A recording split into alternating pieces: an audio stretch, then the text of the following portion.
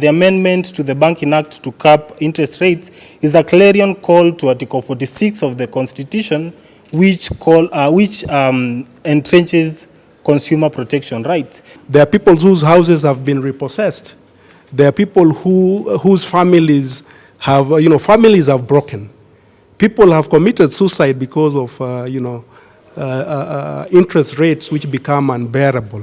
So therefore, law is important. The Banking Amendment Act 2015 was signed into law in last year in September, and the banks have been implementing this law.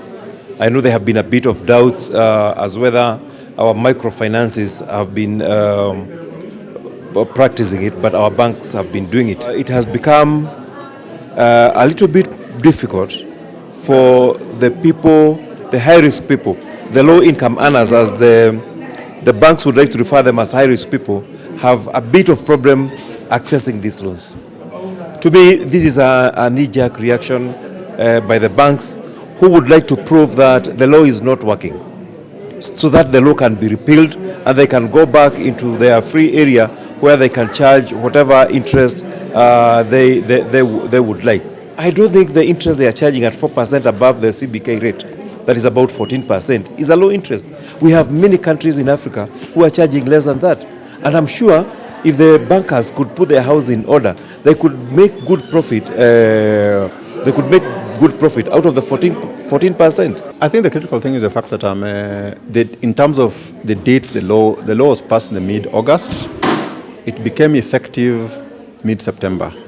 So really the first set of data that we have to track the impact of the law on the banking sector and the economy in general would be the figures that come in for the fourth quarter 2016. That will be the first set of numbers that will come in. And then, of course, the first quarter 2017 will be the next set. So then we can start seeing whether there's a trend developing or not. As we speak today, there are a number of cautionary statements that we had given out in terms of the implications or the impact that the law would have on the banking sector and the economy if it's passed in the format in which it was passed. So when it was passed, I think some of these indicators are beginning to show. Like, for example, we talked about credit rationing, where given that the law obligates banks not to lend above a given rate, it means that if you assess a specific borrower and the borrower's risk profile is such that the commensurate rate of return is above what has been capped within the law, the bank will not go there. So they'll try to limit their credit availability to borrowers who meet the threshold that has been set up within the law.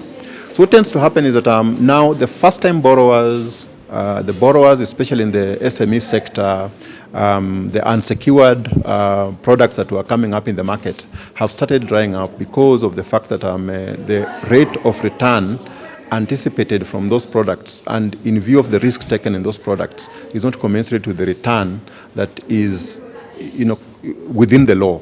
I think as the evidence becomes clear, and not just on the banking sector, but I think the impact it's also having on the rest of the economy, because there are a number of things that will be dragged back as well. Things like our progress that we had made in terms of financial inclusion will definitely be seen to have slowed down. Quite a bit of the economy is now becoming informal.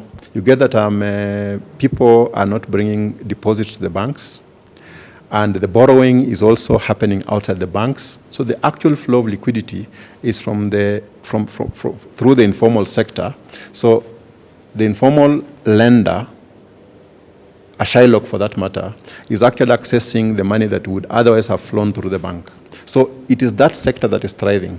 And we all know the challenges that sector has. One is not regulated, so they charge rates that are unbelievable. One is that the taxman, for example, is not able to reach them, and we all know that for the economy to grow, the taxman must be able to provide the necessary resources for the public expenditure.